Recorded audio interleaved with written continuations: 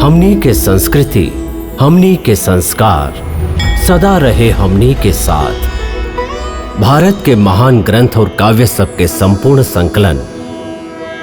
Subscribe करें तिलक। आज कितना भाग्यशाली दिन है आपसे मिलके, जैसे हमारे पिताजी हमके फिर से मिल गईली। अब हम अपना आप के फिर से सनाथ और सुरक्षित अनुभव कर रहा हैं। हे महात्मन, आप हमरा खातिर अपन प्राण के बलिदान देले हैं। हम तीनों लोक में आपके ऋणी रहब। आप पतोह की तरह सीता की रक्षा के लिए हैं। हम एगो बेटा की तरह रावण से आपके हत्या के बदला लेब।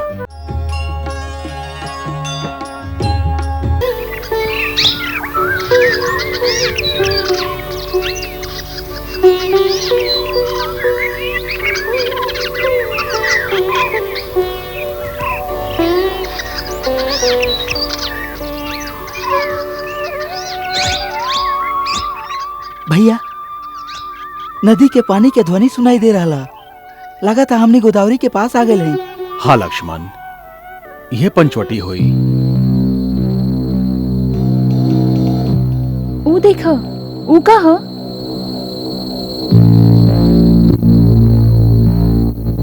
वो बहुत बड़का गिद्ध है, जैसे गिद्ध के राजा होके। इतना बड़ा गिद्ध आज तक ना देखले हैं ना सुनले हैं। हमरा तो लगा था कोनो मायावी राक्षस बा। भैया हमके आज्ञा दी, हम अपने के गुबान से एक राय हम लोग पहुंचा देते हैं। धीरे से काम ला लक्ष्मण। तो के चित्रकूट के भविष्यवाणी याद नहीं खे? जबले शत्रु या मित्र के पूरा पहचान ना हो जाए, तबले खाली आशंका से प्रेरित होके केहू पर वार ना करे के चाहिए, न तो बाद में पछताए के पड़ेला।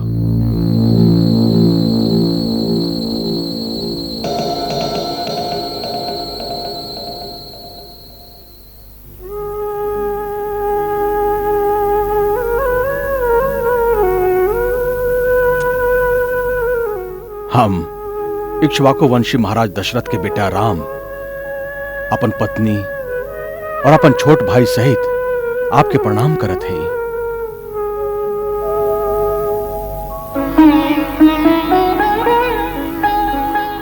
हे महापक्षी, हम आपके परिचय जाने की इच्छा से आपके सामने आए हैं। आप के हैं और कौना उत्तम कुल में आप जन्म ले हैं? यदि आप उचित समझी तो हमके बतावे की कृपा करी।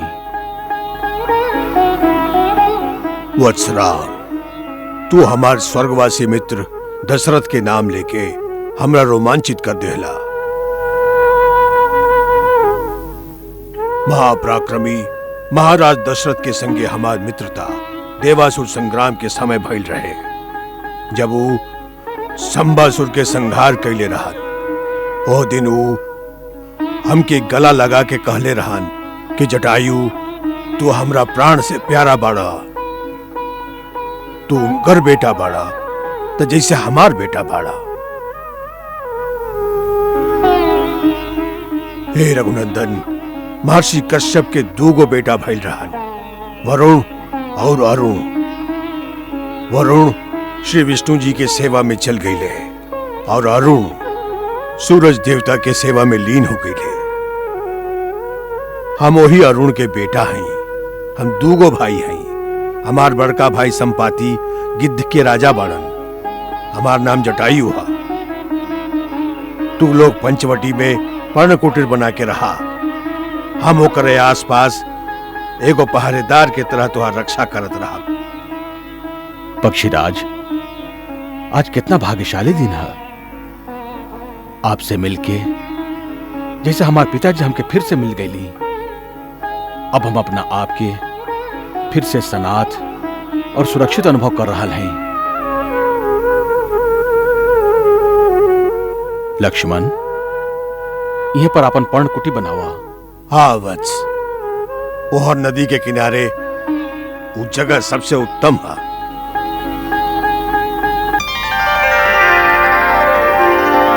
आर्य! लक्ष्मण! आर्य! लक्ष्मण! सीता, सीता बेटी, हम आ रहा हैं। आर्य! केहू बचाओ, लक्ष्मण, केहू बचाओ। रावण रुक जा, रावण रुक जा। सीता हम आवत आनी सीता। हाथ न छटाइयो, ये पापी रावण से हमारी रक्षा करी। यदि आप एक से ना लड़ सके तो वन में जाके आर्य पुत्र रघुवीर और लक्ष्मण भैया की हमारी सूचना दी, हमारी सहायता करी। जाई, जल्दी जाई। तू चिंता मत कर बेटी, हमरा जीते जी ई तो के ना ले जा सके। रावण तू तो बड़ा वीर और पराक्रमी कहवेलो, एगो असहाय स्त्री के ए तरह चोर लेखा उठा के ले जाके निंदित काम तो के शोभा नहीं के दे। तू विदेह कुमारी के छोड़ दो, ये धर्मपरायण और पतिव्रता स्त्री है। एकर बलपूर्वक अपहरण करे से तू निश्चित ही विनाश के प्राप्त करबा। बूढ़ा जटायु, तू रावण की शिक्षा देवे आइल बड़, जा कोनो पेड़ पर बैठ के आराम करे। हमार रास्ता में मत आवा, कहीं हमरा क्रोध ना आ जाए। पापी हम बूढ़ अवश्य हैं, बाकी अबहियो तोरा जैसन अभिमानी के घमंड तोड़ सकत हैं। सीता हमार पतोहू के समान बाड़ी, हम अपन प्राण दे के भी एकर रक्षा करब। आज तू हमार पंजा से मारल जइबे।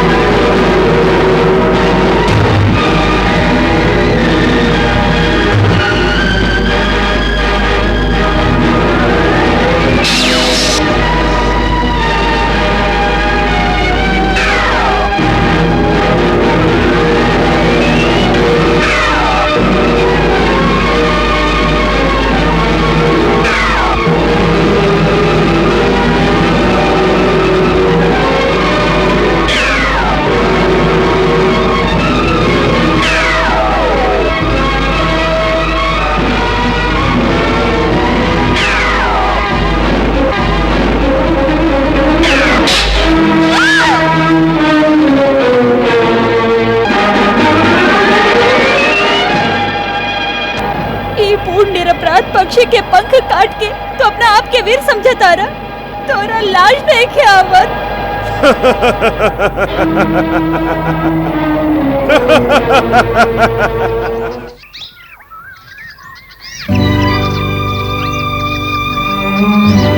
ई कहा लक्ष्मण?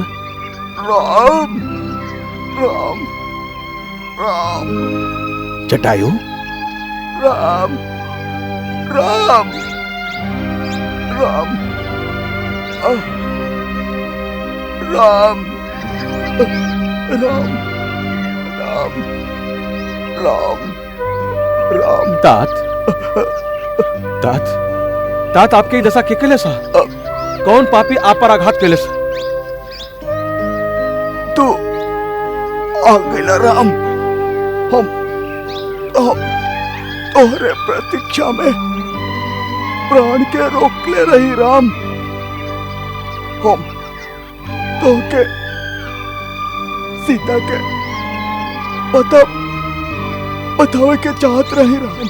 सीता? सीता के पता कहाँ? सीता ओकरा ले गई। सीता के ले गई? आप सीता के देखले हैं? बेटा हम बहुत लज्जित हैं कि सीता के ओकर ओकर हाथ से छुड़ा ना सकली राम। अब केकरा हाथ से ओकरा के छुड़ा ना सकली? कौन ले गेल ओकरा के? ओकरा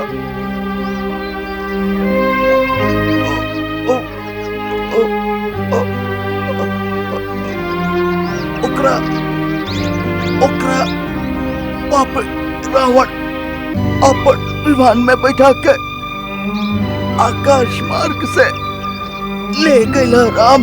आकाश मार्ग से? रावण? हाँ,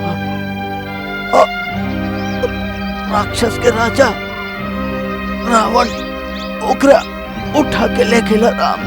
वो बेचारी चारों ओर सहायता खातिर पुकारत रहल।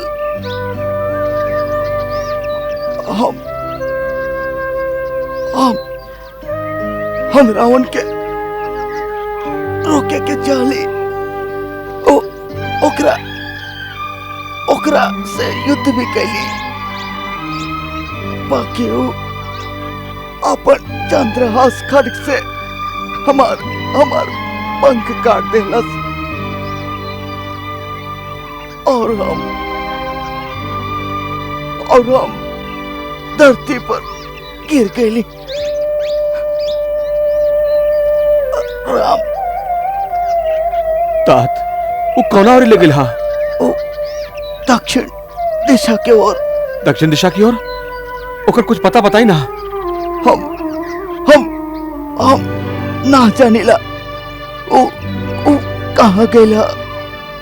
सीता हमार पुत्री बहुत दुखी रहल। राम वत्स जल्दी है ओकरा ए विपत्ति से मुक्त करा। अपन स्त्री के रक्षा कैल हर पति के पहला कर्तव्य होखेला राम। तात आप चिंता मत करी। जे और भी पापी गइल बा ओकरा हमरा हाथ से क्यों ना बचा सकी। धरती आकाश पाताल उजावा भी लुकाइल हुई। हम ओकरा पता लगाकर उहे में ओकर चिता बना देब। राम अब ओकरा के हमरा बाण से स्वयं ब्रह्मा भी ना बचा सके। तोहर संकल्प सफल हो गए राम। अब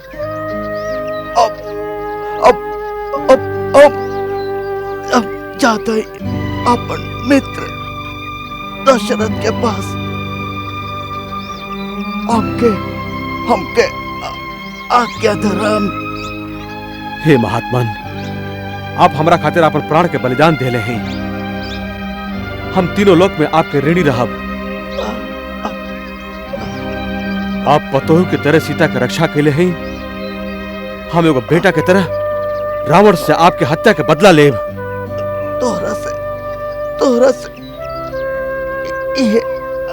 यह आशा बा राम। हमारा आपसे एगो प्रार्थना है, जब आप परलोक में जाके महाराज दशरथ से मिली तब पिताजी के सीता हरण के ई बात कबो ना सुनाइब। हम आपके वचन देते हैं, यदि हम उनका बेटा राम हैं तो रावण अपना कुटुंब सहित जल्दी उनका चरण में पहुंच के ये कहानी स्वयं उनका के सुनाई। भगवान तोके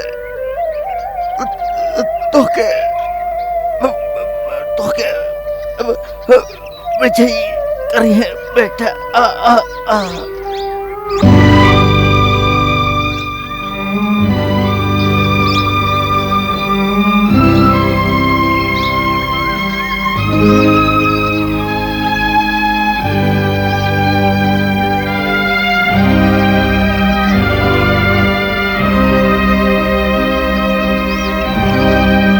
लक्ष्मण, वीर जटायु की तरह शरणागत के रक्षा करे वाला धर्मपरायण शूरवीर पशु पक्षी के योनि में भी मिलेलन। युद्ध में शत्रु के वीरता से सामना करत करत मरला पर एगो परम वीर की जो उत्तम गति प्राप्त होखेला वह इनका के प्राप्त हुई। ये उत्तम लोक में जिये। महाराज दशरथ की तरह ये हमरा खातिर पूजनीय और पिता समान बाड़न। ऐसे तू वन के लकड़ी जमा करा और हम एगो बेटा के तरह इनका दाह संस्कार स्वयं करब। जे आज्ञा भैया। अविरल भक्ति मांगी वर गीत गायऊ हरिधाम ताकि क्रिया जथोचित निज कर कीन्ही राम।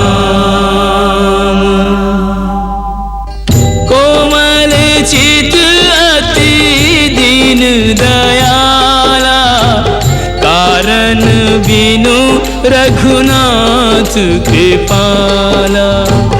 कारण बिनु रघुनाथ कृपाला। गिद्ध अधम खग आमिष भोगी गति दीन्ही जो जाचत जोगी। गति दीन्ही जो जाचत जोगी।